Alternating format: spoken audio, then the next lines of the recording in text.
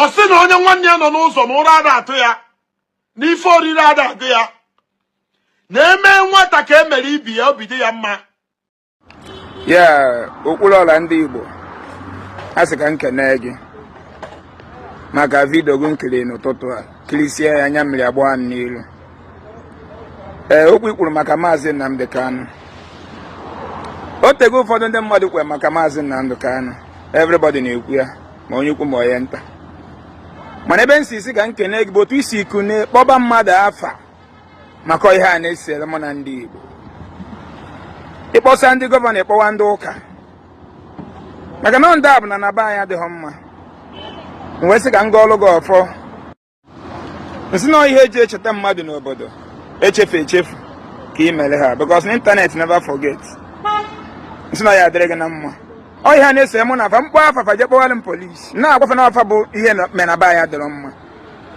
Mkpọsịa ndị pastọs afa gwafa unu emezina fake miracle na-arụ enji. Ọ bụrụ na ekpere niile ndị pastọ niile kpọrọ afa gịta na-alụ ọrụ fa ka ikpefutego Nnamdi Kanu mana ihe na-ekwuzi na abụrụ ha ji ekpewe ekpere na ọha pụta practical which is what I fight for. Asị na ọ ga-abala gị mana asị ka nye gị obere advice ka m gwa gị eziokwu my brother. No need beating about the bush. Kwena nwe na-ekwu asị agba mbọ ọkụ n'ogwe agba ịba ọkụ n'ogwe agba nkịta ọkụ n'ogwe. Okwuluora ka m gwa gị eziokwu o nwere okwu ị ga-ekwu ka ndị niile na-akpa afa kịta mee gịnị ga-ege ntị ma ndị gọvanọ ma ndị pastọ ma ndị reverend fada maka na ncha wolves anyị nwere na be anyị bụ n'obodo adịrọ mma. Ụka bụ chain gọọmenti ji chain emasis gọọmenti na-ezu ego anyị ndị ụka na-asa anyị na onye nzọpụta na-abịa na-enye anyị 100 days fasting azị ka kwụsị iwe ọkụ n'ala Igbo ọka anyị nwụdobe anwụ na kedu ihe nsị ka m gwa gị Okwuluora that one has come. Gị na onwe gị bụ mmadụ ndị anọ na gọọmenti enwere isi na-abụ you must join the system.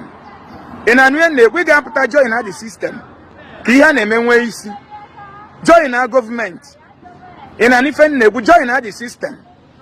Onye a bụ gọvanọ Enugu steeti te enwere isi na-abụ gọvanọ Imo steeti enwere isi na-abụ prezidenti Nigeria enwere isi na-abụ Ibrahim Tuero meria at the young age.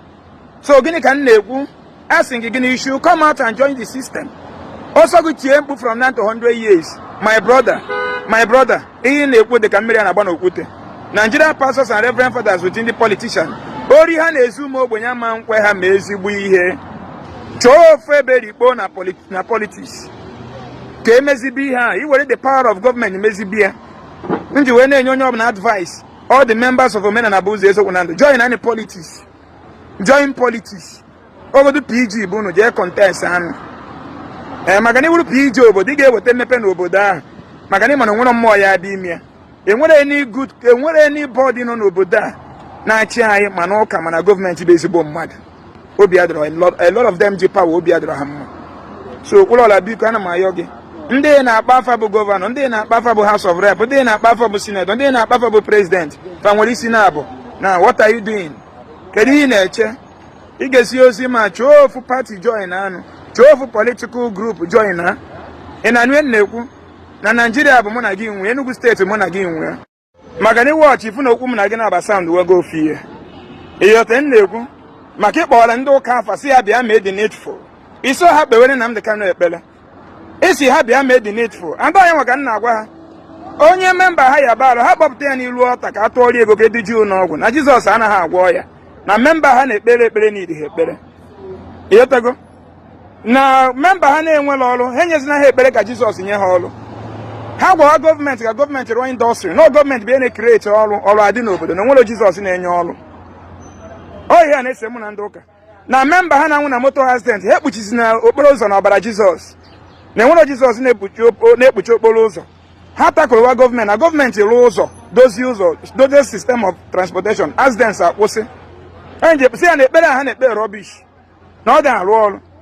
Otu a gị pụtakwa boldly na-akpọwa afa onwe mgbe ịkpọfasị ha bịa kpewere Nnamdi Kanu ekpere no isi ha pụta demand afọ is release. Ịghọta na-ekwu ha pụta practical so ọ ka na sound kwa the same thing which onye ọbụla ga-apụta n'eziokwu a. Everybody must join us to say this truth maka ndị nna nna anyị si n'iru dike na anyụ mma nkọ. O nwere ihe eji akpọrọ ndị ụka afa na-abụrọ gịnị n'igwe bụ ike ha nwee power ọ bụ maka nke ahụ ha pụta efu power ha nye command taa ka ba anyị dị mma ka international community bịa for our aid. Ejezera TV ga-ebu the news, CNN ga-anọrọ na video live, the whole world ga-akwụla attention. Yeah? Manafama mia, because the suffering of the poor mass is paying them.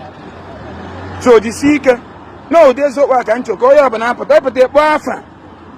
I can them chuko card there, man. No one wait on the person in Avasi and Wakunian in it, but we say hapata practical. But I'm going to say me a practical. When you have kidney failure and you go practical, do you know what practical? Follow due process. When you had them, I had that. I had the jail on your fasting called them. You follow the due process of them. And you mentioned go logo for number. That's not a dragon number. ABC whether this boldness, ABC whether make this bold step to call names for the good of our land. People say okay, power politicians. To call names to answer wafa. No police have our problem. When we hear the Satan may exist. Satan bu wayo ndocha ji wa Africa. Ibe nwe ihe ọjọọ bịa le ga asị gị na Satan. Nke ọma bịa sị na Jesus. Ekwesị nke ọma dị ike na Jesus, nke ọjọọ bịa kweta Jesus ụta. Satan na Jesus dị ka Tom and Jerry. Atọ na boss. Ha na-abada anwụ maka agwa gị na Satan anwụgo. Ịma na onwe eze ya eje ụka. Atọ nwe ịma na film emechigo. Satan na Jesus nke ọ na-asị gị na ọnwụ kịta. Everybody ejedobe ụka. So ekene ngo Okwuluora mkpu anyị tiri ka ọ dịrị Nnamdi Kanu na mma dịrị ndị Igbo na mma. Anabaghị ga-echewe gị n'afọ, chewe gị na nkwọ, chewe gị n'oyo. Tisi dị bold, kwuo okwu agba, baba fafa. Maka ndị be anyị masị gị na ha na-achị anyị. Do they deserve any respect? They don't. Because they are frustrating their children. Thank you very much, my beloved brother. Ọ ga-adịrị gị na mma. Amaka meele gị.